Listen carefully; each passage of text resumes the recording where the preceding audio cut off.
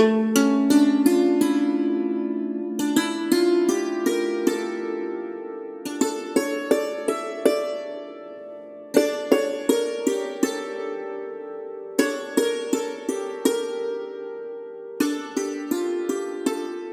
and welcome to So You Think You Can Rule Persia, the podcast where we rate and review all the kings of Persia from Diocles to Yazdegerd III.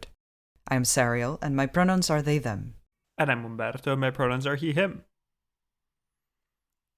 Hello, everybody, and welcome to episode 59, Ardashir I. Oh, The first of the Sassanid rulers. new dynasty, The beginning of a new dynasty. New dynasty. The reason why we didn't have Parthian sources. True. Because they are all erased for a new dynasty. But the bright thing is that we have a lot of new sources here, and a lot of these sources are going to accompany us until the end of the podcast. So that'll be fun. We get to introduce you to these people, see what they're like, and we get to hear fun stories about Ardashir and what did he do and what was his deal and how did he win, what happened. Interesting. All the cool art he made about himself being cool. Because you might as well. Yeah. If you can, Yeah, you'll see. Alright, so I think we can just start straight up with a brief recap of what happened last episode, our last Arsacid, Vologases VI. Well, what happened is that Vologases originally was king of kings, then the Romans slightly attacked him, his brother rebelled and took half of the empire with him.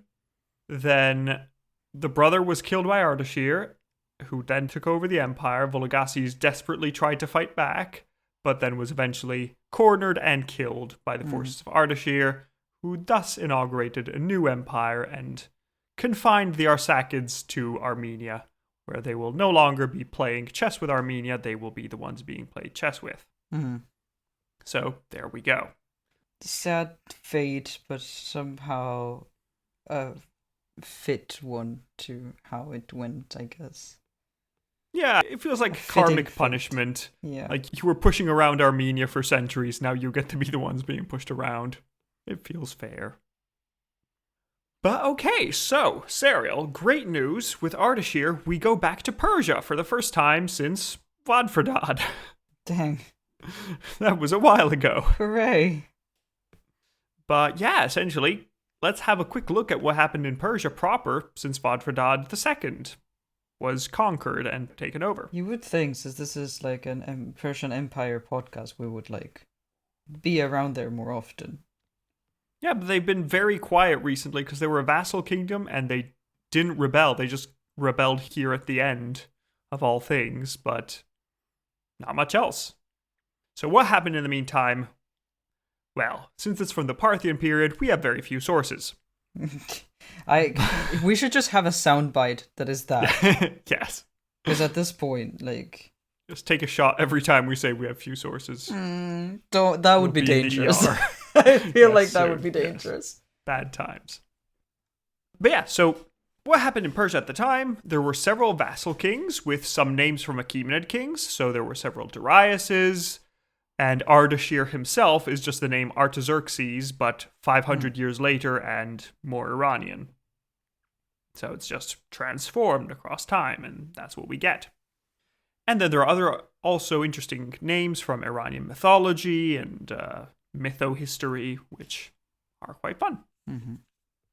And well, as I mentioned, we didn't really have much from Persia. It was just its own little vassal kingdom, not really making much trouble, just continuing onwards without making much note of itself.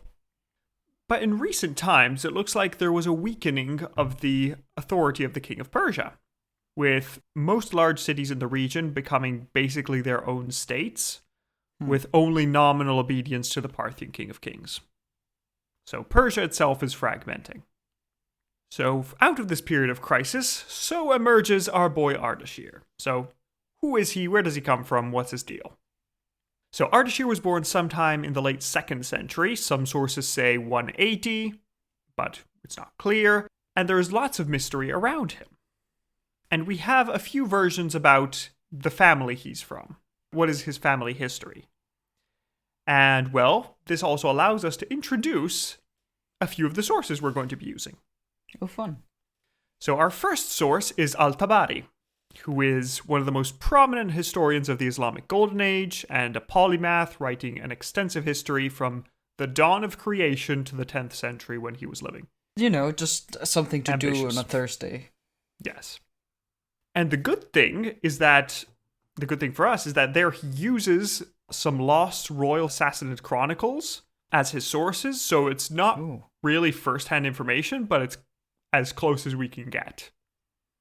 Because these sources were eventually lost because the empire doesn't last forever, spoiler alert. But Al-Tabari was able to use them as his sources. Nice. And tells the stories that the Sassanids told themselves. So Al-Tabari tells us that Ardashir came from a noble Persian family, where his grandfather was a man called Sassan, from which the family. And according to this story, Sassan was the guardian of the Temple of the Fire of Anahita in Persia, and he was a descendant of the mythical founders, while on his grandmother's side, he was descended from the Persian royal family. And, well, this Sassan had a son called Papak, who is then the father of Ardashir. We then get a second version of this from a dedication made by Ardashir's son.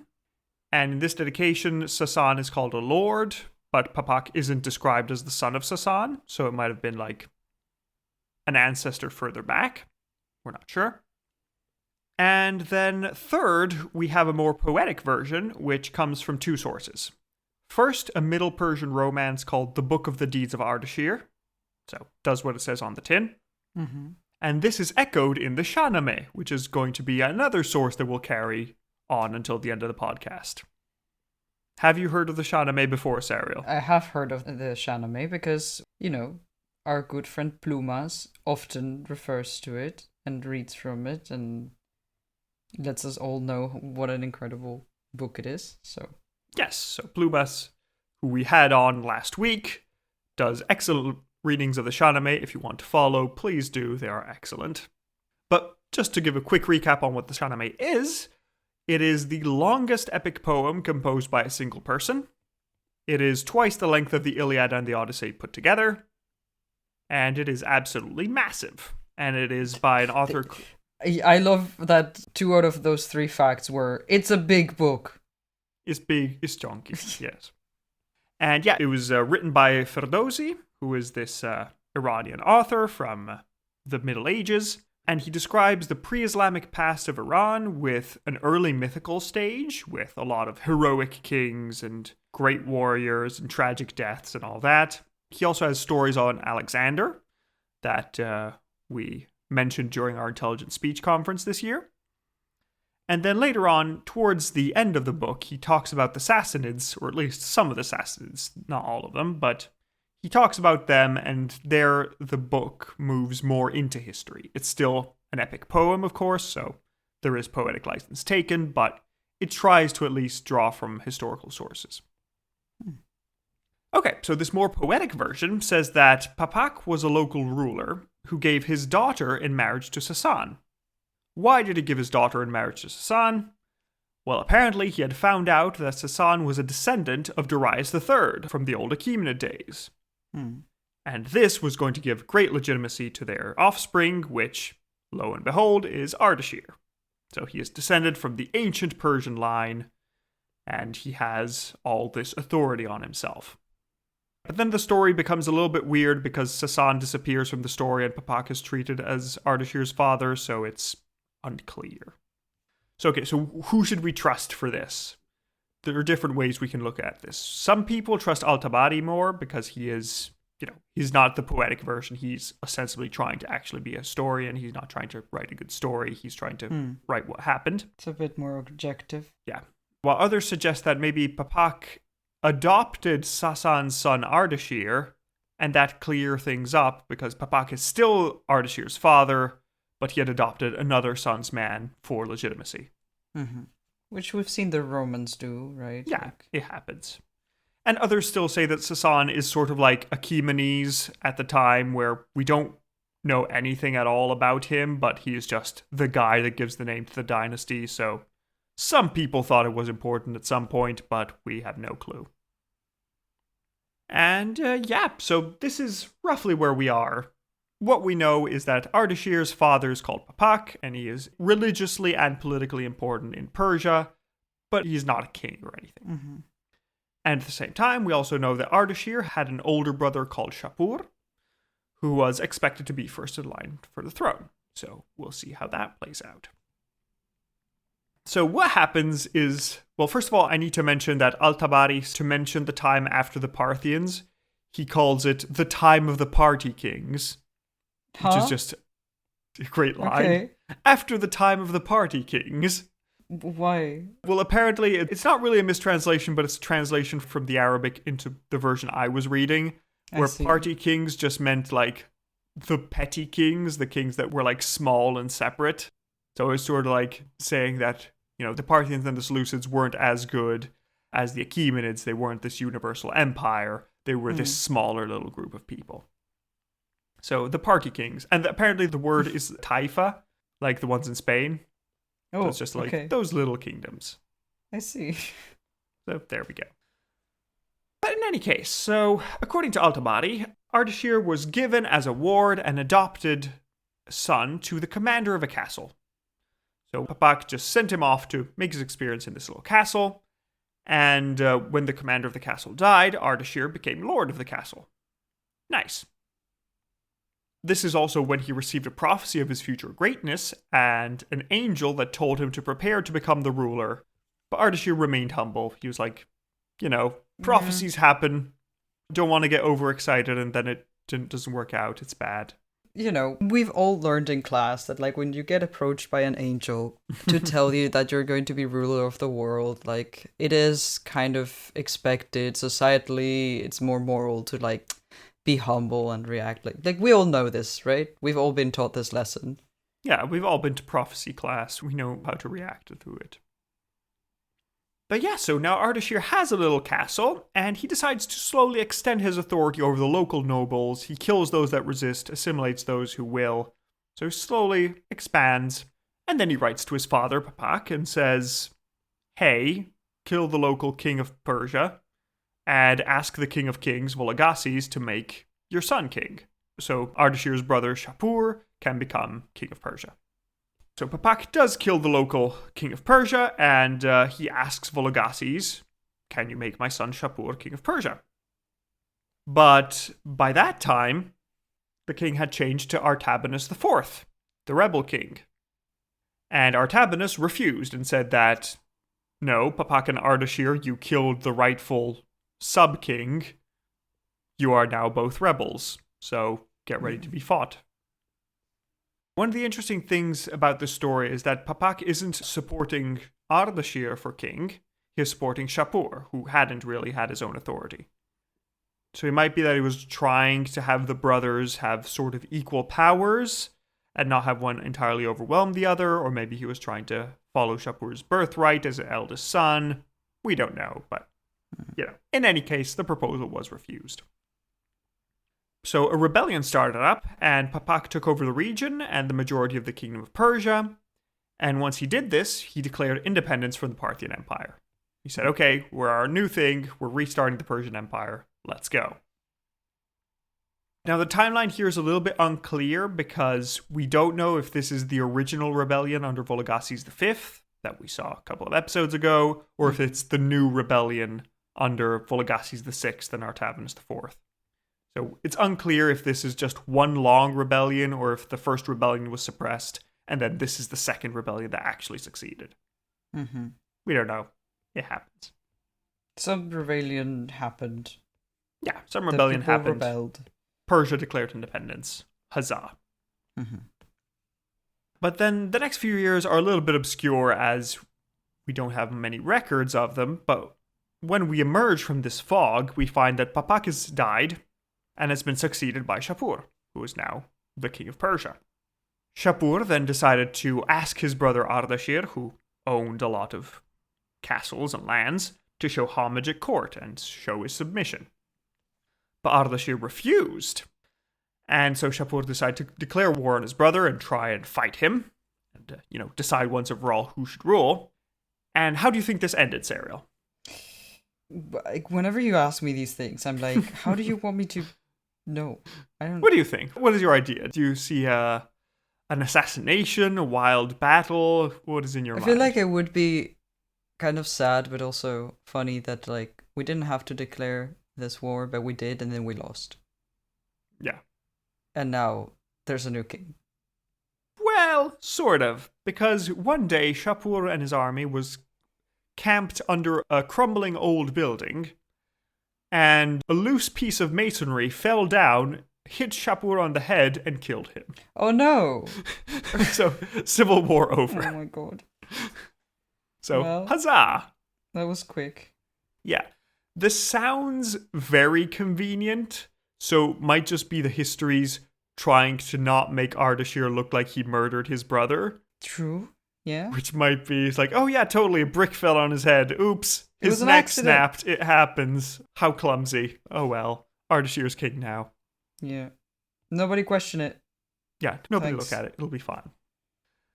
But anyway, all of Ardashir's remaining brothers offered him the crown, and so at last Ardashir is now king of Persia at least. So he is now qualified for this podcast. Mm-hmm. And yeah, he gets in charge of the new kingdom in the year 212, which is when we start counting him from. Although, interestingly enough, some reports say that Ardashir later killed his brothers for fear of a murder plot, that they were trying to overthrow him. It's unclear if there actually was a murder plot or if this actually happened, but it is attributed to him. But yeah, as we mentioned before, we have declared independence from the Parthian Empire, and so we're at war with them. So Ardashir slowly expands Persia, and by 224, he has control of Persia, Elamites, and parts of central Iran, and he has forced several smaller Parthian vassals to submit to him. But the most important one of all is that the noble house of Suren, that had Surena, the guy who defeated Crassus, in it, and they're the ones who traditionally crowned Parthian kings. Yes, I remember them. These people have sided with Ardashir. So that is a big boost of legitimacy if one noble family is going towards you and will take you. Mm-hmm. And we're told by Al-Tabari, although this sounds a bit mythical, that the Parthian king Artabanus IV sent Ardashir a letter calling him a bandit and sending a vassal king to crush him. Mm-hmm. In response, Ardashir wrote letters claiming that he was chosen by God to take the throne of all of Iran, and he will send Artabanus' head as an offering to the fire temple he had built. So, them's fighting words. This is also a good time for war against the Parthians because Caracalla, as we saw before, was ravaging the western provinces, and this is the fourth time this century that Mesopotamia is being raided. It's not fun. Mm-hmm. Also, the fact that there was another civil war and everything had been going a little bit downhill in the last couple kings had convinced a lot of the nobles that this system wasn't working, and they were happy to try for a new dynasty and see how that turned out. Mm-hmm. Also, this is almost certainly mythical, but I have to tell you a story from the Shahnameh, where apparently there was a slave in Artabanus' household called Golnar. And Artabanus, the Parthian king, was in love with this Golnar. But she was in love with Ardashir. So she ran away with him and tried to go away to Persia and escape. So, with Golnar and Ardashir running away together, Artabanus sent soldiers to try and catch up with them. But when the soldiers came back with reports, they said that a mountain sheep, or an eagle in another version, was running after the two. So what does that mean? Well, this sheep was apparently the right to rule, or the far. Right, of course. How didn't I think of that? Yes, simple. Which was running after Ardashir, and eventually, once it caught up with Ardashir, it finally bestowed upon him the right to rule. So this divine right that had been with the Parthians for centuries has finally escaped them and reached Ardashir, who now has it and is now fully in charge. But in any case, once Ardashir returned to Persia, he defeated the Parthian army that was sent against him. So he wrote once more to Artabanus saying, "Hey, listen, let's not beat around the bush. Choose a field of battle and I will beat your ass." Okay, good. Let's go. Let's get this over with. So the two sides finally met on the field of battle in Hormizdagan in Media on the 24th of April 224, with the Parthians having more soldiers overall, but they were tired from a long march, and the Sassanids had Ardashir and his divine right. Right. Sassanids had, magic. Yes, had plot armor. Yes. And, well, the battle was a crushing victory for the new Sassanid Empire, with Ardashir killing Artabanus personally and assuming the title of Shahan Shah on the field of battle, making this the first year of the Sassanid era. Huzzah, we have won. And we are told by another Arab historian called Al-Masudi that Ardashir gave the speech upon becoming king after killing his rival. He said, "We will devote all our care to the maintenance of justice. We will extend our protection to all our subjects. Great buildings will be built, fertility will be restored to the land, and our peoples will be governed with benevolence. We will restore prosperity to our states, and to our peoples the goods which violence has stolen from them, so that the birds themselves may enjoy complete security. Peoples, my justice will be the same for the powerful and for the weak, for the small and the great. His judgments will be blessed and his worship respected. My government will deserve your approval, and you will always find my actions to agree with my words." So, that's quite nice. Yeah, no bad. It's a good campaign speech. It's unlikely to be a real verbatim speech, but, we see that there's the establishment of a new dynasty, which, very much like Cyrus, was born from a rebellion, but it is marked as being more legitimate than the previous one due to its moral virtue.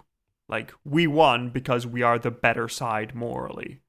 The Parthians have been making a mess of things. We are now here to fix everything. So yes, we rebelled, but we had the right to do it.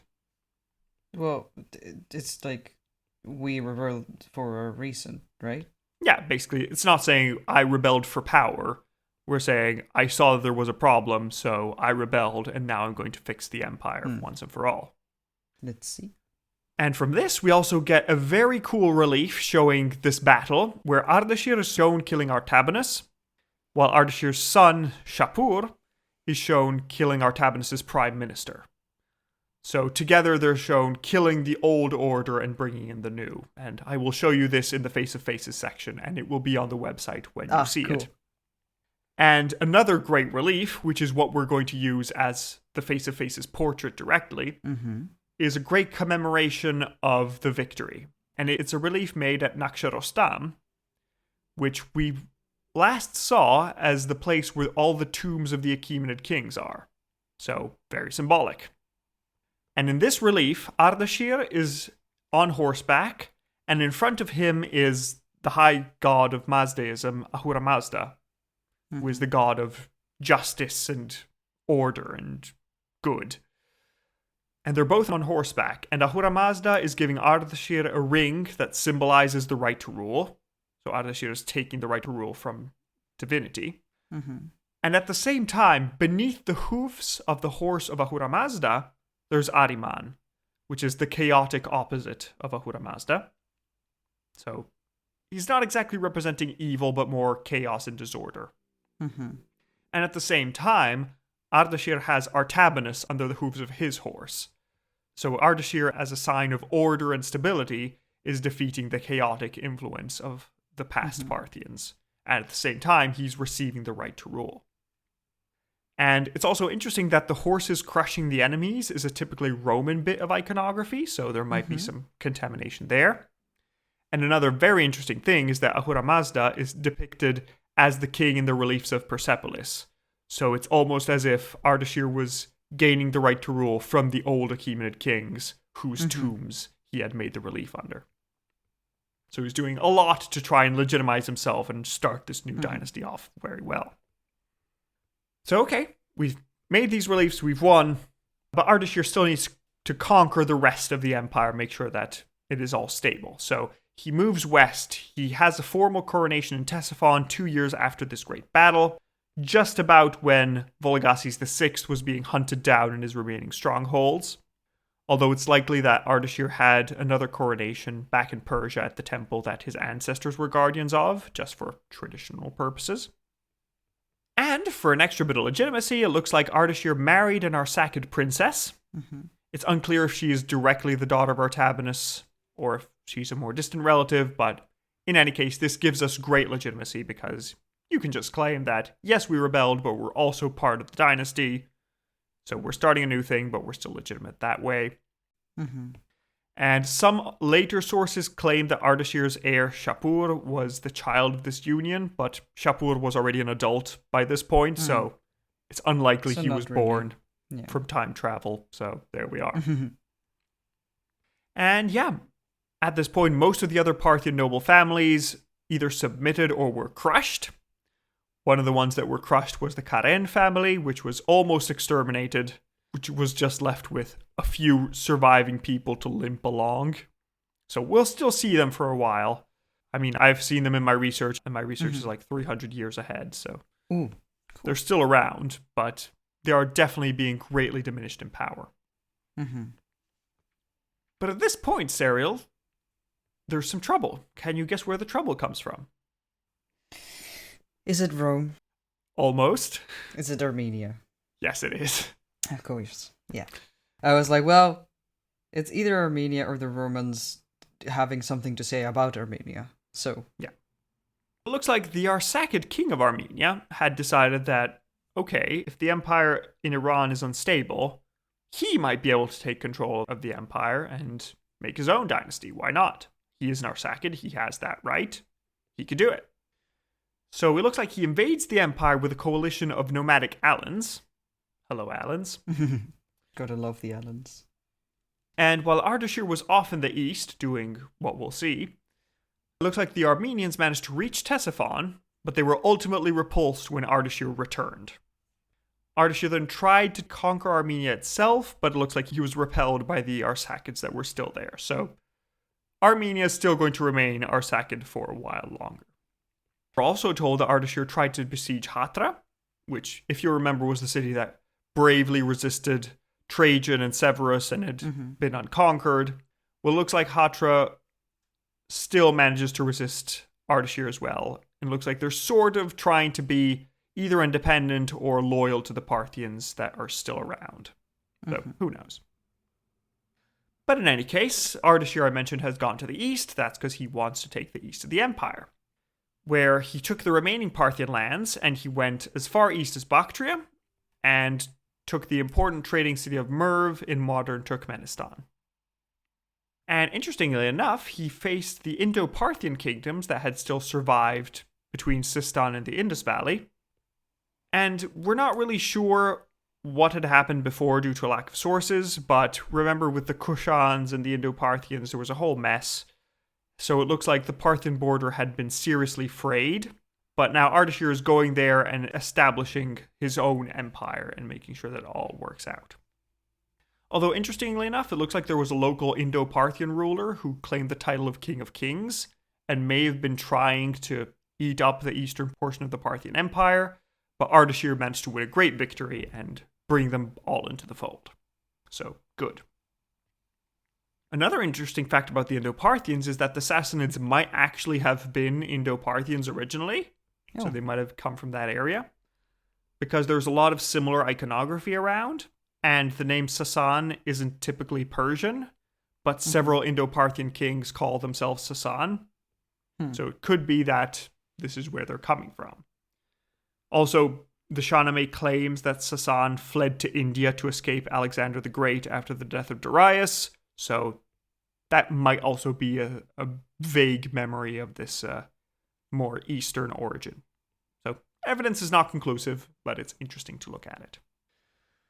But another very interesting thing is that Ardashir, far from surrendering to the Kushan kings like the Parthians had done, Ardashir manages to go all the way to the Kushans and force them to pay tribute to this new Sassanid empire. So we've reversed the previous situation that existed, and this was further consolidated by Ardashir's son Shapur, but now there is a start. We have the fact that the eastern border is stable, and we've basically reconquered a lot of land, and the Kushans are paying us money not to attack them. So, good. Ardashir then managed to go all the way to the northern coast of Arabia, So he gained full control of the Persian Gulf, which had been sort of tenuously gained by Vologases IV, but later lost by his successors. So, okay, at last we have conquered an empire. In the west, we reach all the way to Armenia. In the east, we reach all the way to India. In the south, we reach all the way to the northern coast of Arabia. Great, this is going well. So, what will Ardashir do with this new empire? Well, according to the Shahnameh, Ardashir is very Cyrus-like because he encourages his men to be brave, he rewards valor, punishes the wicked, he gives charity to those in need, and makes sure to surround himself with wise people who make sure that the empire is governed as well as possible. So he doesn't just do what he says and that's it. He makes sure to have the support of others. And yeah, this is the Shahnameh tradition where it's very likely that this is maybe a mixing of the tradition of Cyrus with the new founder of a dynasty, but in general, you can assume that the state propaganda is trying to make sure that Ardashir is seen as well as possible, that he's doing as good a job as possible. But that doesn't mean that he wasn't actually doing a good job, because as we will see, he introduced several useful reforms to governing the empire that will serve to sort of get it out of the rut that the Parthians had fallen into for a little bit.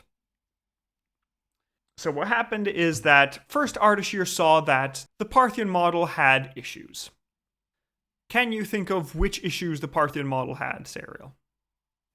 If you were Ardashir, what would you want to fix from the Parthian Oh god, Empire? the nobles. Yes, The influence that's of one the of nobles, them. please. That is I'm one glad of them, we all Serial. agree that this is the problem. Yes. Ardashir looks at the empire and sees that we have many vassal kings and many noble families that are very good to use when you have a strong king. Like, they're very efficient that way. It doesn't force you to micromanage. They're doing the thing. You just need to tell them what to do and they do it. But as we've seen countless times, when you have a weak king, they do whatever they want. They just do what suits them and that's it. And then the kingdom suffers. So Ardashir decided that the empire needs to be reformed so it works.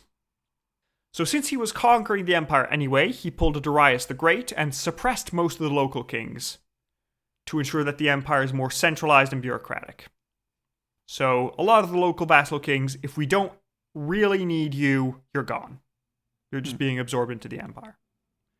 So yeah, the empire is now more bureaucratic in both the administration and the army. But to be fair, this doesn't really mean that everything changed overnight. Ardashir is mostly focusing on centralization when he could. Whenever he had to make a choice, he went for the centralizing option. Presumably, he allowed his supporters to maintain their privileges while taking over those who had sided with Artabanus or just generally resisted the new regime. So, if a noble family sided with him straight away, they get to keep their privileges. If a noble family made him work for it, then they would get a lot of their privileges revoked. So that helps a bit. But on the downside, it means that some nobles still have privileges, and one of our kings, about 30 episodes down the line, will go for the nuclear option against the nobles. I can't wait to tell you about him. He's great. Oh, I'm excited. But, yeah, the nuclear option against the nobles is just, wow, I didn't expect you to go there, but good for you. Sure, let's try. But also, Ardashir realizes that he might need some vassal kings to administer the empire. It's very large. He can't be everywhere at once. So what he does is he institutes this new system. He institutes a system where vassal kings are appointed by the king of kings, and they're essentially just glorified governors. And what he does is he appoints all his sons to different roles in ruling the empire. So A, they get experience, and B, all these sons are given titles in order of power as the order of succession. So the eldest son, Shapur, who is going to succeed, has the biggest title, and then all the other ones have smaller titles, so they are still governing, there are still spares just in case, but they won't be able to rebel against the guy who's supposed to succeed, because he already has enough power. So that's very nice. And we're also told that Ardashir set about refounding 8 cities. So all of them were called some variation of Ardashir. So, the glory of Ardashir or Ardashir is glorious. That's the name of the city. There we go. and they served as administrative centers to gather taxes directly for the king, rather than relying on the local nobles to do all the work, and have the associated leverage. And among these cities, there was Seleucia, which had terribly decayed and been sacked 4 times in the last century, which was refounded by Ardashir as Ve Ardashir, which just means Ardashir's city. Although, as I mentioned before, the nobles still are around, there still are important families, and we still maintain the Achaemenid and Parthian structure of 7 core noble families, 5 of which were of Parthian origin. So, a lot of the noble families are still Parthian, but there's a core of Persia now that is in charge. And we mentioned the Achaemenids. How do they connect themselves to the Achaemenid legacy? Well, since the Sassanids were from Persia, they present claims to the old Achaemenid legacy and also their territory in the west. According to Al-Tabari, to avenge the blood of his cousin Darius, whom Alexander had fought and murdered.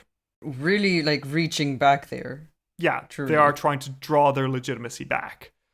Although, based on the information we have, it looks like Ardashir had a more mythical view of the Achaemenids. So sort of like what we have in the Shahnameh, where it's like, there were past mythical kings who basically rule the entire world, and then things have been downhill from there.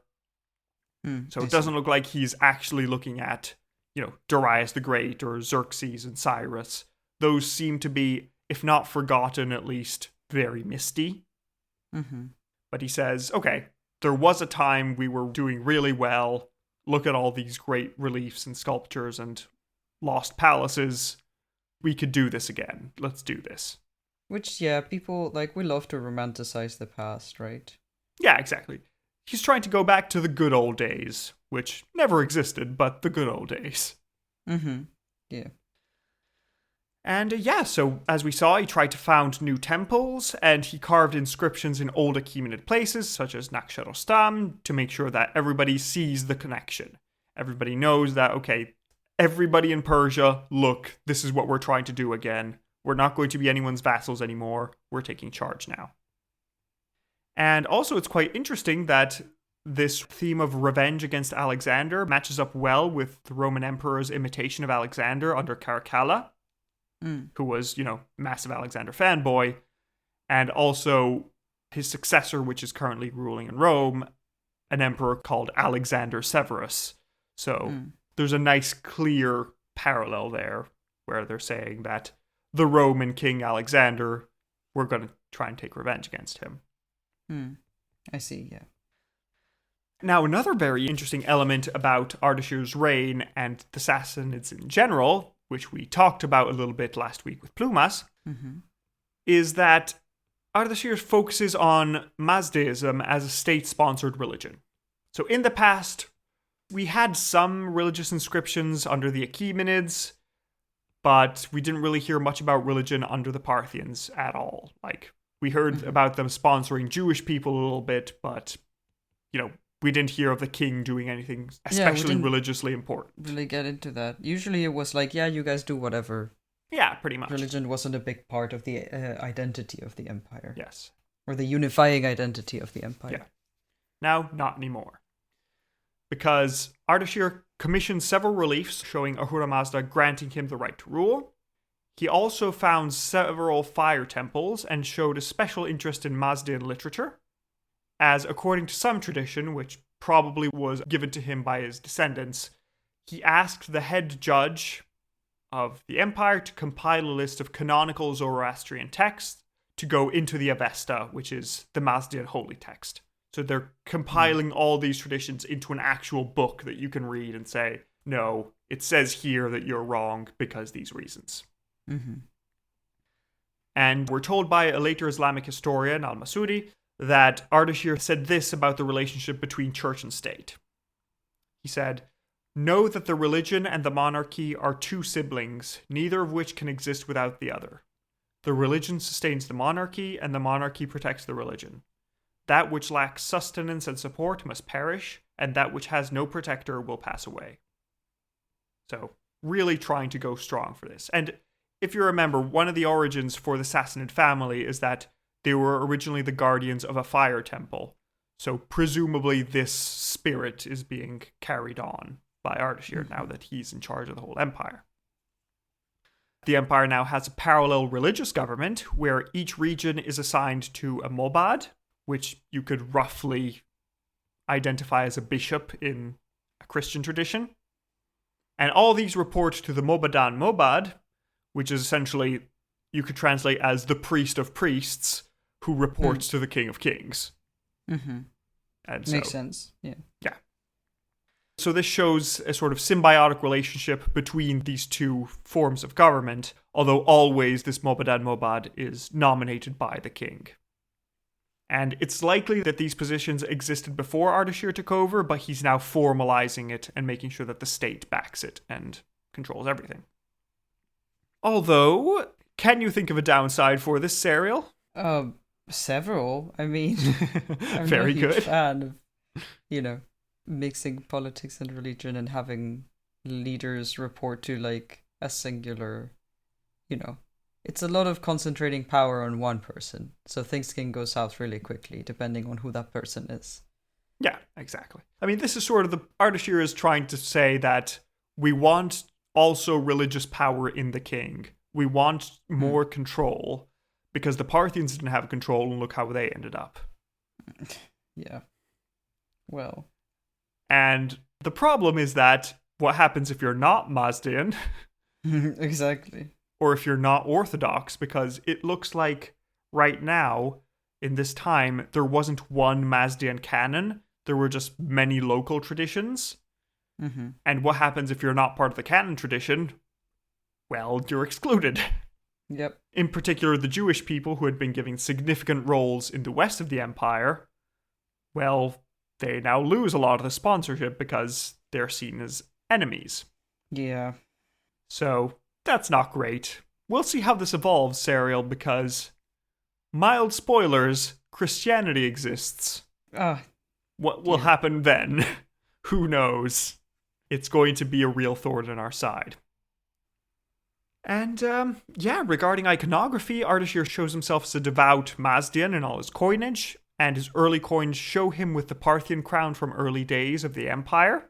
Mm-hmm. So remember the one that Mithridates the first and second had all that time ago? Yeah. So really pulling from, like, not even the history, but at this point, just mythology. Yeah, it's just trying to say, look, I am king. Mm-hmm. I am good king. Look at this. Trust me. But interestingly enough, Ardashir inaugurates one of the most amazing things that I enjoy and I love about the Sassanids is their extremely elaborate crowns, which I will show you, and we will be rating all their crowns. They are good. Excited. I am very excited about this. And he inaugurates this style where the hair is arranged in a sort of poof above the head in a globe, which is covered in colorful silk. Cool. So I'm very excited to show you the portraits of this dynasty because everybody has their own personal crown and you can tell which king is which based on their crown. They get, instead of a logo or something, they get their own crown design. Yeah, basically. Everybody, at the start of their reign, they get to have their own nice, cool crown. You get to figure out what you're going to look like. Signature hairstyle. Yeah. Also, the coins are quite interesting because unlike the Roman coins, which in this period are becoming less and less valuable because the Roman Empire is entering a bit of a crisis period, Ardashir and his successors made a point to have coins with a constant silver content. The Romans will reach a point where their coins are like 10% silver. The Sassanids will always have 95% silver, always. Right, which means their coin is going to be worth more. And this is how money starts. This is how like inflation is a thing and how like comparing different coins is a thing and the gold standard in the future and all of that. Yeah, and also they're just trying to point out that they are more legitimate than the Romans because the Romans are paying you with scrap metal. We can always pay you with silver. Look at us. Yeah, exactly. Which, at some point, like, money just becomes symbolic, right? Because, like, it's no longer about the content of a precious metal that is, like, valued. Which, what we put value in is really more or less arbitrary. You can't do that much with silver or gold regarding, like, I guess you can use it for medicine. But apart from You that, can use it doesn't for really have any other intrinsic. electronics. Yeah, exactly. Like, as opposed to like, oh, if are you going to use it? Yeah, like what are you going to use that metal for if you were to take it out of the money, right? Yeah. And use it. So if it were like iron for your weapons, or if it were like silicon for your electronics, Yeah. same thing. Or if you pay with salt, for example, which, yeah, very valuable because you actually need it to preserve food, Yeah, that's quite good. which is something that everyone needs. Yeah, so it's interesting that like at some point we ended up like just assigning a value to money regardless of the content, whereas here the fact that it actually still has a valuable metal in it speaks more for the value of the money. Like I'm explaining myself so terribly, but I'm like, yeah, it's interesting that this is the point where we're right now, where the Romans are like, yeah, technically our money is worth less because there's less of content of the actual valuable metal in it. Essentially, we saw this with the start of money under Cyrus, essentially, Mm-hmm. where, the point of a coin is that it's basically the state saying, we guarantee that this is this much gold. Yep. You can trust us. And there was a whole thing about like people weighing coins to see if they're actually what they said it would be. Because of course it started really early where like you would replace part of the value of that coin, like part of the weight of that coin, with some other metal that is not that valuable. Yeah, which is why in the crisis of the 3rd century with the Romans, you have people hoarding older coins which actually have a silver content and then refusing to use the modern coins that are just mainly scrap metal and are worth nothing. I mean, the Romans are trying to say they're worth something, but everybody says, well, no, your guarantees mean nothing here. But yeah, speaking of coins again, Ardashir is also the first to mint gold coins since Achaemenid times. So again, we're showing that the economy is doing really well, and we are marking that we are doing well, that we are powerful and everything is strong. The economy was probably doing really well due to a series of projects that were undertaken by Ardashir. He had started several irrigation projects and dams in Mesopotamia, which increased the population across the empire by making sure there's more food and more availability of that.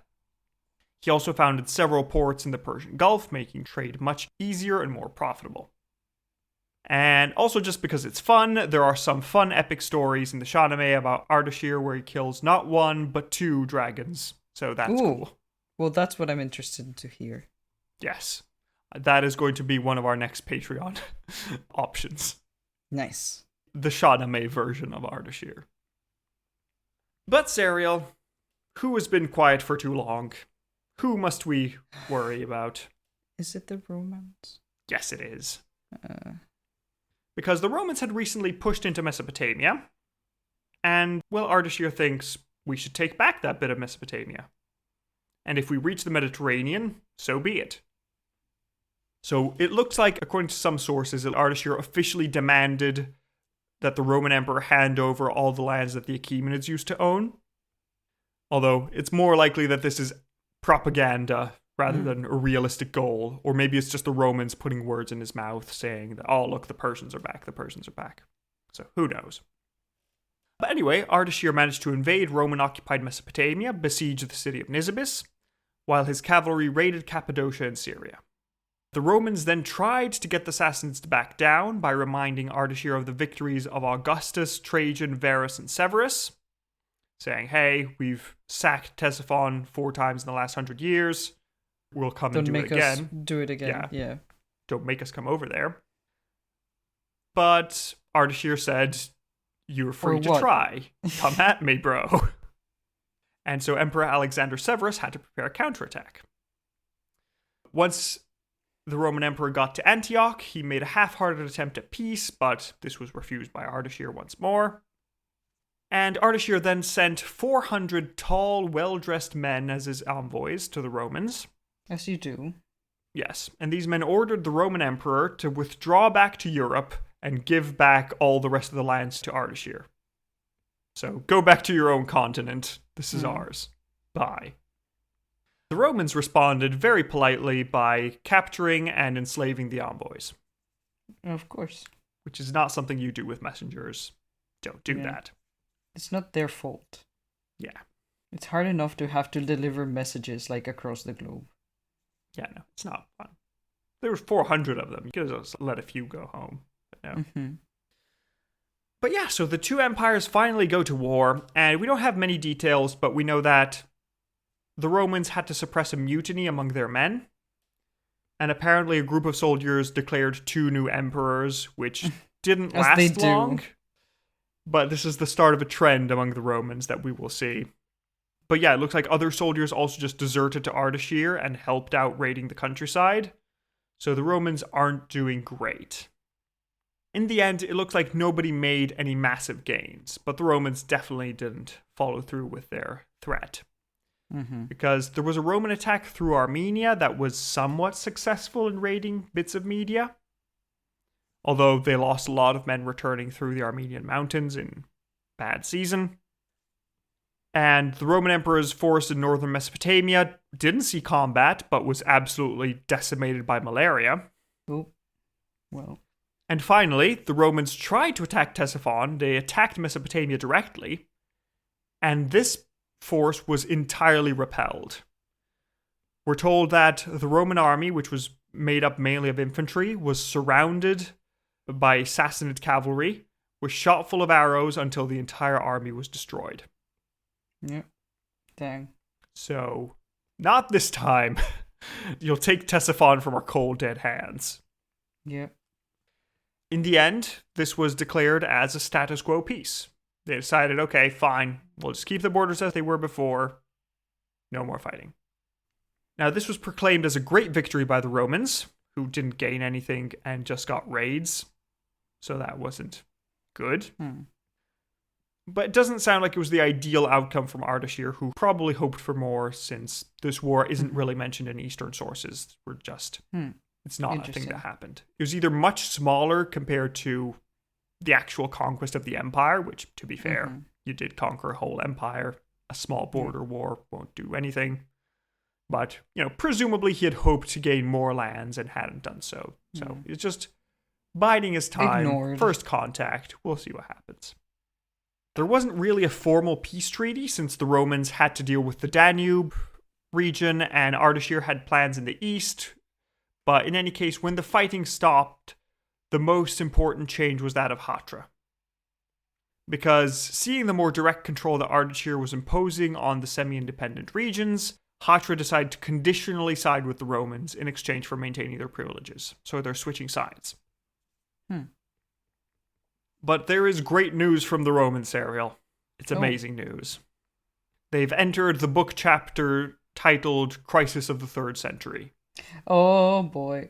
Because Alexander Severus was murdered and the Romans fall into a crisis of legitimacy that will last for the next 80 years. Time to wreck them. Yes. So at this point, since there was no formal treaty of peace, Ardashir attacks the Roman territories. He captures Carrhae and Nisibis.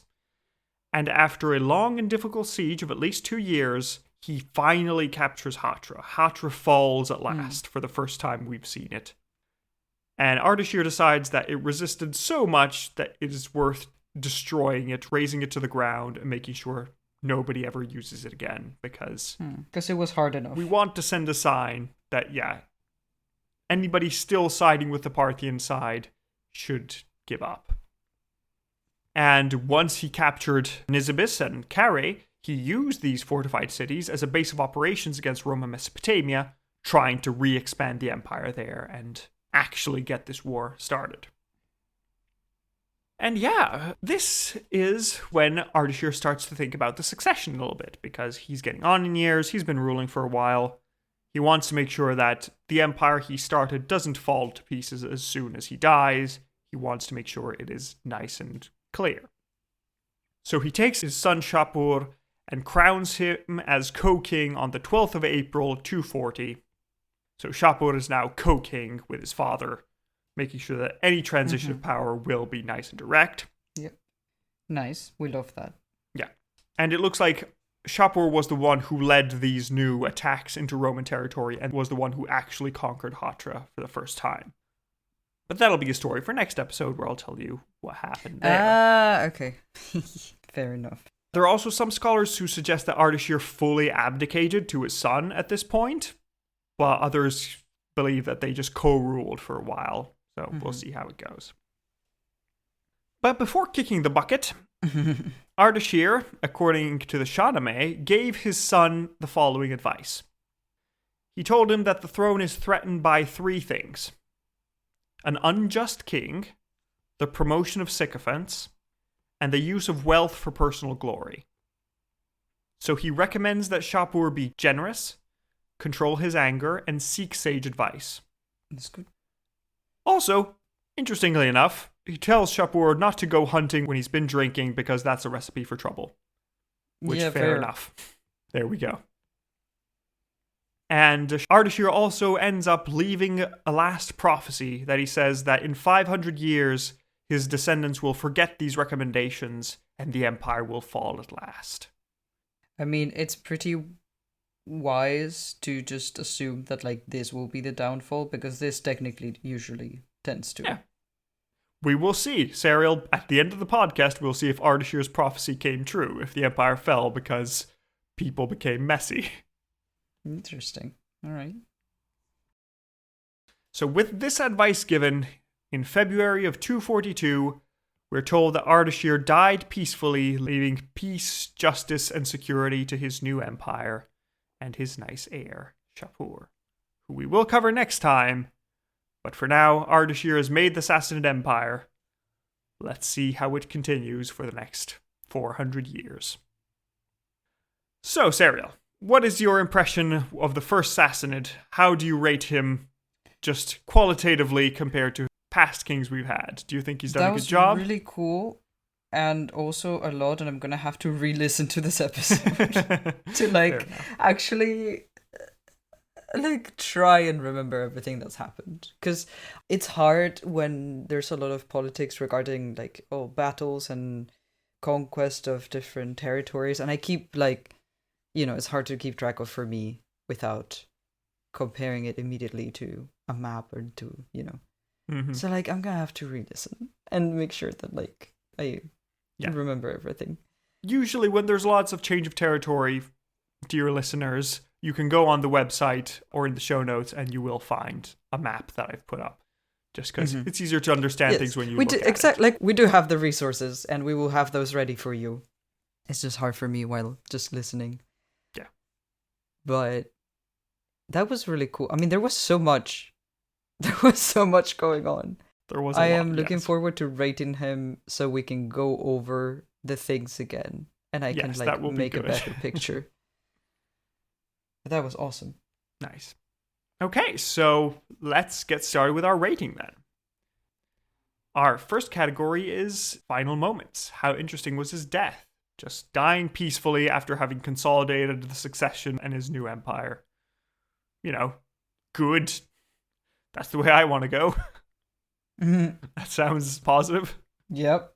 Like, it's not terribly exciting, but yeah, it's not like super good job. Exciting death, but it was like, oh wow, you got, like, you did it. You got a good grade at everything, yes. My man. I don't think getting a good grade at dying is a thing, but, like, if there was, did you get that? Yeah, I think that's a good thing. Again, it's not terribly exciting, but we know that he died peacefully. We know that he died securely. I'd give him like a 2, honestly. Because he did good. Yeah. It's not an exciting death, sadly. But yeah. Like, it is cool. Yeah, so with a 2 and a 2, we get a 2 out of 10 for final moments. Our next category is battle hardness. How good was he at war and fighting? Well, let's talk about this. Let's talk. He was a thing. Yeah, he did a for good sure. thing. So let's start with the beginning. So he started out with one tiny fort. He took over a bunch of areas in Persia. He managed to become king of Persia at last. That wasn't terribly military, but, partially. He then conquered Elamites, Persia, and bits of central Iran. Then he met the numerically superior Parthian army under Artabanus. Yeah. managed to utterly destroy it, kill Yeah. Artabanus personally, according to the stories, which If is we're to very believe good. them, sure. According to the stories and the rock relief he had commissioned. So Yes. that's Because nice. that's what you do, you hype yourself up when you're Yeah, you the should. ruler. So he does all that. Then he conquers the west of the empire, defeats Vologases VI, and conquers all that area. Then he goes all the way to the east, where he conquers the Indo-Parthians, and he makes the Kushan Empire his subject, which is very impressive since they've been a terrifying threat for the past 100 years. He then returns west. West, he finds that the Armenians have invaded. He pushes them back to Armenia. He doesn't manage to conquer Armenia, but, he needs time to consolidate the new empire he is creating. Then afterwards, he fights a bit with the Romans. He raids into Roman land, captures a few fortified cities. He is slightly raided from Armenia into Media. It's not a terrible downside. He wasn't there personally, but, a small defeat. And then he utterly destroys the Roman army that was trying to take Ctesiphon again. That's great. Good. We haven't destroyed a Roman army in a while. It's always fun to have those. And then once the Roman Emperor Alexander dies, he just manages to take Nisibis, conquers Hatra, which had not been conquered before by anyone, and manages to start directing attacks deeper into Roman lands when he dies. So that is a good CV. That is a good career militarily. Because he's displayed personal fighting, which is always fun. He has displayed great skills just militarily. He has conquered an empire for himself. He has had other kingdoms subject to him.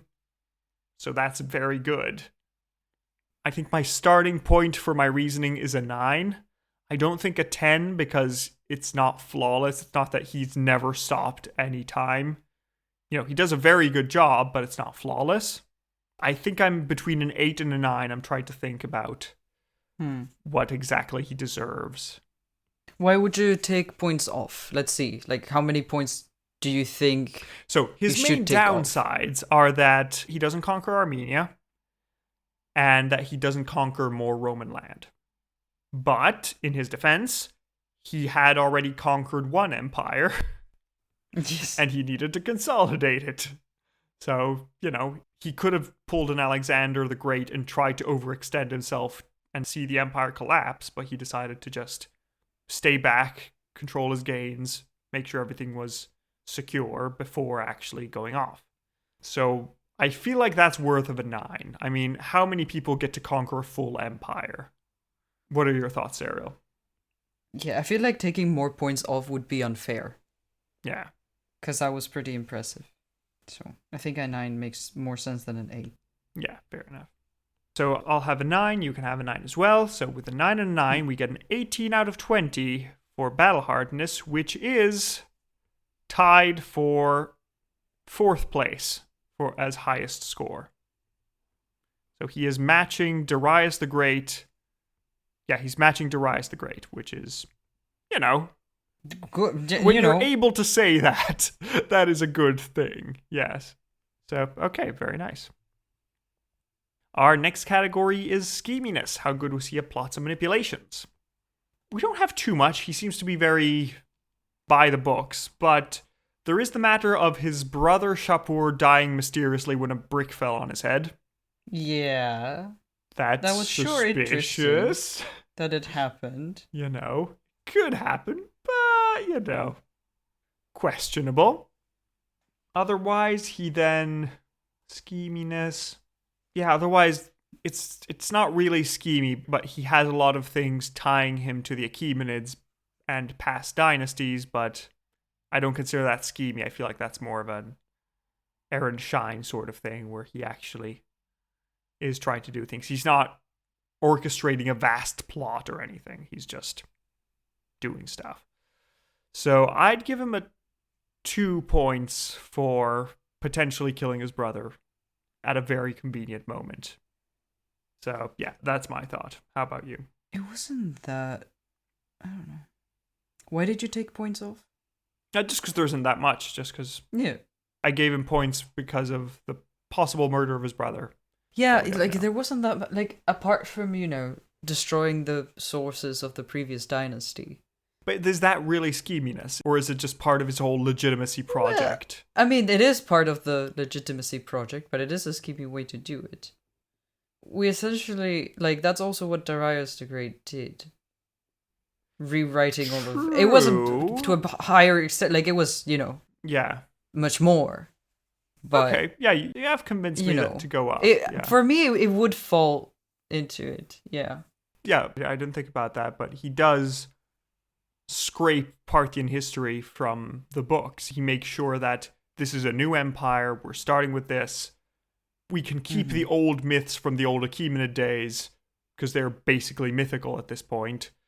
But the Parthians, we won't know about them anymore. We won't sing their stories anymore. This is the end. And yeah, also, scheminess, another thing that is potentially worth like half a point or something. He establishes the state religion as the second arm of the empire to further consolidate authority. I don't know if you want to consider that a scheme or just political operation, but It's not. it is I something don't he think does. well, I don't know. Maybe slightly towards scheminess, but not. Yeah. That's also a political operation. I'd say you've talked me up to a 4 for scheminess. Yes. Yes, that sounds You agree? correct. I wouldn't Okay. go higher than a 4, though. No. But I do think there are some things that, Yeah. So with a 4 to 4, he gets an 8 out of 20 for scheminess. Our next category is shock factor. How shocking was this man? He did several things. He definitely killed a bunch of his brothers due to a potential plot. That's something that happened. Yep. He is canceling a previous dynasty. That's intense. Mm-hmm. He is sort of introducing this new religious discrimination now. It's essentially, that's what it is. He is saying the state and the religion are the two siblings that govern the universe. They need to govern together. If you're not with the religion, you are not with the state. Mm-hmm. Get with the program. So that's pretty shocking. That has its effect. What else does he do? He raises Hatra to the ground after it resisted him? That's a bit. He exterminates the nobles who resist him. That's a thing. Is it shocking, though? It's a little bit shocking. Well, with the nobles, I think, yeah. Yeah. I feel like, he didn't have to raise a city to the ground and Yeah, kill all yeah, its no, that's inhabitants. true. Just because it was hard to conquer, like... Yeah, it makes sense strategically, but it's also, It's awful. unpleasant. Yeah. So he does all that, and shocking. I don't know if you want to put... This is going to be in face-to-face, but I don't know if you want to put the relief where he is shown trampling the rival king as the head god is shown trampling the god of chaos. That is kind of... That goes hard. That is good. That is strong. It's interesting because it's not a common thing, like you said. No, and he's also inaugurating a whole new series of reliefs. The Yeah. first half of the Sassanid Empire will do a lot with rock reliefs, which will also go very hard. The next one, I think, is my favorite. But we'll find out. So yeah, shock factor. What are you thinking, Serial? Maybe like a 3 or a 4. So like 1 point for the city, 1 point for the nobles, 1 point for the art. Mm-hmm. One for the brother killing? Yes, and 1 for the brother killing. I was like, I'm forgetting one thing. Yeah. Yeah. 4 for that shock factor. I'm actually going to go for a 5, adding to the fact that he's the first non-Arsacid to rebel and win. True. Because before we've had pretenders, we've had rival kings, but they've always been Arsacids. And now there's somebody from a new dynasty, and he has done it. He already, just to start with, he had the attributes to be able to declare himself King of Kings, not just independent. No, he is King of Kings now. Mm-hmm. So, yeah, I think I'll go for a 5. Are you sticking with a 4 or a 5? I think I'll stick with a 4. Yeah. Fair enough. So with a 5 and a 4, he gets a 9 out of 20 for shock factor. Our next category is Aaron Shine. How good was he for the Empire in general and Iran in particular? Well, let's list his accomplishments, shall we? Well, let me get my list. Yes, let me get my notebook. So Ardashir, he has conquered an empire. That's impressive. That's always surprising. He has stopped a civil war. There are no civil war after him. He destroys the Parthian civil war, makes sure he's in charge. He basically fights Mesopotamia to re-enter it into the empire since it was kind of lost due to Vologases VI being in control.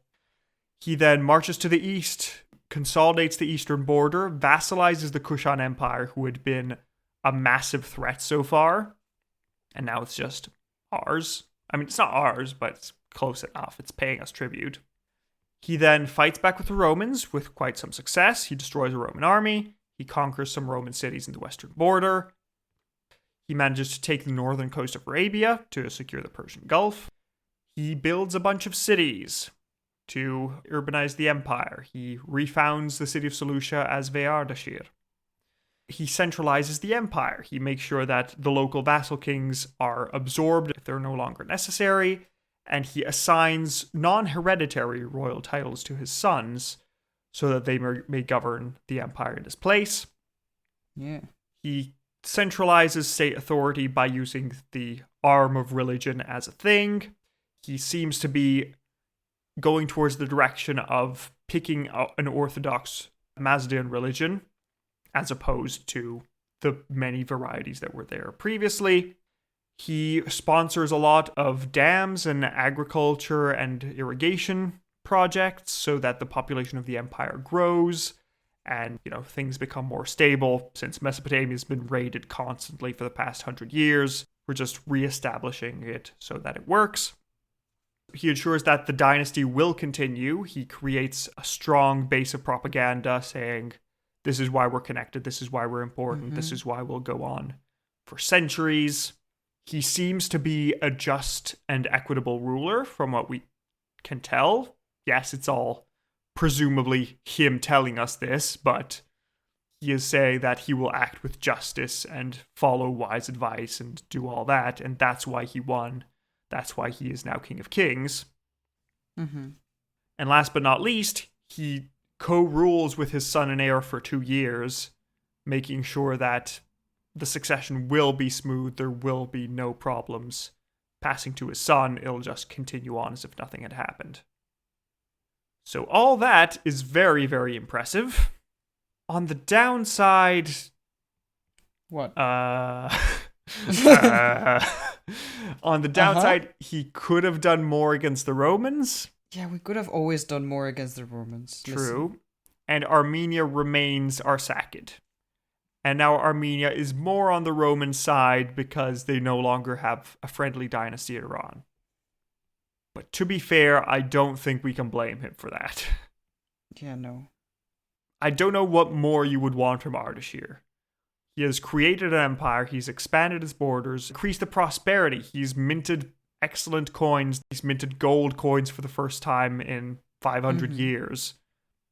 The economy is doing very well. Everybody seems to be much better off under Ardashir, unless you're a religious minority, but then again, that is empowering the state, so the empire is doing better for it. Like, that goes into shock factor, but... Yeah. As Aaron Shine, the empire is now stronger and more centralized than it was before, and the Parthians were being tolerant, but it didn't really work out for them. Yeah.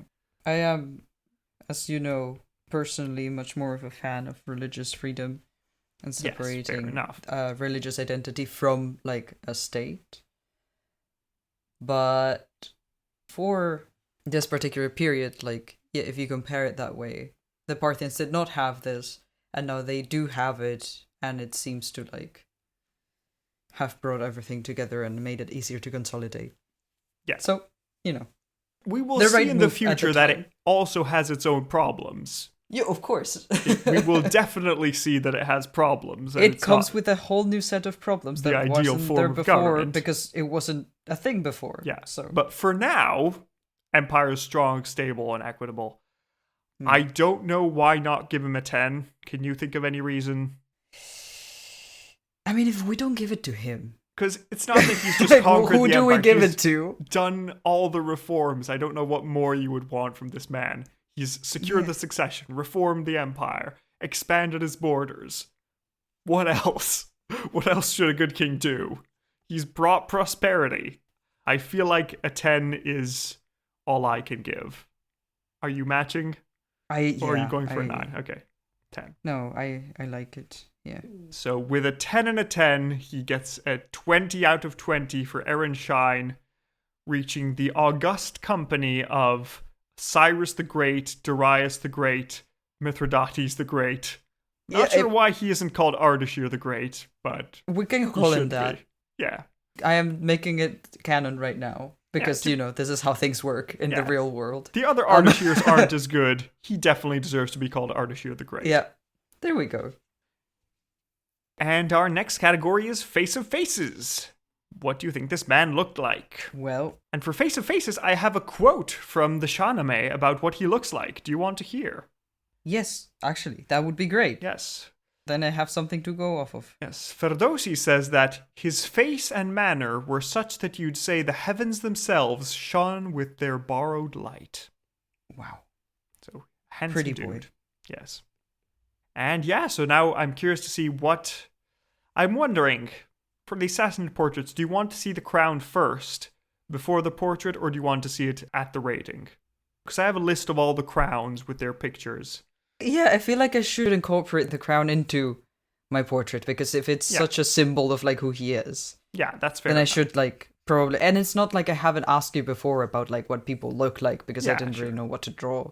It's not as easy as just being like, oh yeah, generic this. I always think of like how Jamie in Totalis Rankium just makes the doodles however he thinks that the person might look. But I'm like, with the Romans, they always have like kind of the same vibe, right? Yeah, fair enough. But I am also not as familiar with...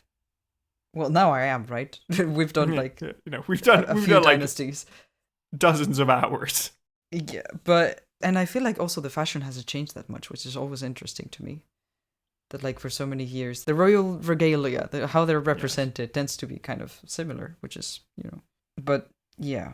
So since I've asked for guidance before, I don't see why not. I would like to have some sort of thing to go off of. Okay, so Serial has finished their drawing. Let me pick it up and I'll describe it to you all. Ooh, I love the style. That's, nice. Yeah. Very good. This horse of death. Yes, that is a very intense horse. So yeah, what we have, center stage, is a massive horse. It's a dark horse with a white mane and flames out of its eyes. It's rearing up one of its hooves to crunch on the skulls of Ardashir's enemies. And riding upon this horse is Ardashir himself, with his glorious crown shining with divine light because he is the anointed one. Right. Grasping a sword in his left hand, ready to destroy all of his enemies. So, thank you, Cyril. This is very nice. You're welcome. Yes. If anybody wants to see these, you can go on Discord if you're a patron, or you can go in the episode notes down below, or you can go on our website and look for Cyril's portrait gallery. And now let me show Serial what he actually looked like, and we will have a bit of art. Yay. This will all be on the website. But, okay, I'll show Serial what he's being rated on, and then we can look at other art. So, this is what he's being rated on. Ooh, that's so cool. Yes. It gives me Centaur vibes, I think, because it is very Centaur. The horses are so small compared to the people that like it just feels like it's part of their body. Yeah, also just to give you a sense of scale of this, a person is the length of the horse's leg. Ooh, wow. These are big reliefs. Oh, that's gigantic. Yes. That's so cool. Okay, so it's a relief of two warriors on horseback. And I don't know if one of them is like handing a diadem to the other. Yes, so... Or, yes. Just out of curiosity, does the one to the right remind you of any past rulers? I was gonna say that it gives me Gilgamesh vibes, but like that's just because of my own Gilgamesh headcanon. I don't know. Should it? I mean, the crown. Let me check my own drawings. Mostly the shape of the beard, I think, is the most. Yeah. Shape of the beard and the hair is probably the most emphasized one. I mean, it's very particular, but I can't remember right now who it should be. This is basically the generic Achaemenid king, which is in the tombs all around. Okay, I thought you were asking like for someone specific. Not one specific. Okay, no, of course it's the Achaemenids. Like that's what I'm saying. I've drawn this so many times. Yeah. So to the right, you have Ahura Mazda, that is handing over this ring representing the right to rule to Ardashir, who's there to the left with his big crown with a big poof of hair and silk there. They're both on horseback, and you can see that under the hooves of Ardashir's horse, we have Artabanus, the last Parthian king. Right. Under the hooves of Ahura Mazda, we have Ahriman, just there, lying, being defeated as order triumphs over chaos.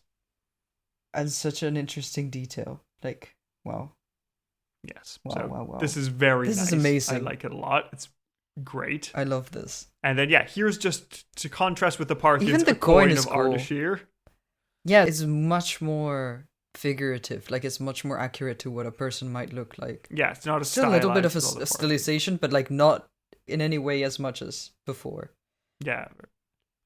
So this is the coin, and then we also have, this is another relief, which I didn't use as his reference relief because it's a bit harder to see. Yeah. But you can see Ardashir to the left on an armored horse. You can see the armored links in it. And with his spear, he is unhorsing Ardashir and killing him in battle. That is so cool. Yeah, not Ardashir, Artabanus, and killing him in battle. Yes. These are so amazing. I love these. Yes. Welcome to the New Age, Serial. Oh, I love that we finally have art from the time. And yes, at last. And not like the relief by Gatarzes II that was just eroded to nothing. Yeah. So sad. Dear listeners, go to our webpage or to, I don't know if you put these on Discord, but definitely just go to our webpage and take a look at these. I can add them to Discord, yeah. Because they're amazing. I'm not even going to like stop and describe. I mean, I can describe them just for those of you who might not be able to take a look. But they really are worth checking them out yourselves. And this other relief is a bit more eroded, but yeah, you can see the armor on the horse and how the horse's front legs are up in the air leaping. And Ardashir has like curly hair blowing in the wind and an armor, like chainmail almost on his arm. I don't know if it's just like the texture of the fabric or like what it is. And then like a plate over his torso, and it's just holding a spear and throwing off the horse. Artabanus. And their names are so similar. I sometimes it's unfortunate. Both A names. And Artabanus is like being toppled off his horse, also wearing a helmet, wearing armor. It's really, really cool. Very dynamic scene overall. Yeah, you can see them. He's just flying off his horse and just being thrown off, which is very cool. So yeah, this is what Ardashir looks like. What is your rating of this portrait? A 10. Like, this is amazing. I love it. Yeah, I feel like... Come on. It's mostly because I know one that's coming that is my favorite, but... Well, then that can get another 10. Yeah. But this one deserves a 10. Yeah, we have so many. They are so cool. And they are contemporary of the period. Yeah, this is actually him commissioning it. And it doesn't get better than this. I'm sorry. They're also massive, which is just so huge. Like, in a picture, you don't realize it, but you should look up a picture of this with a crowd in front of it, and you see that, like, oh, the people are tiny. These sculptures are enormous. So I think a 10 is perfectly justified, perfectly well earned.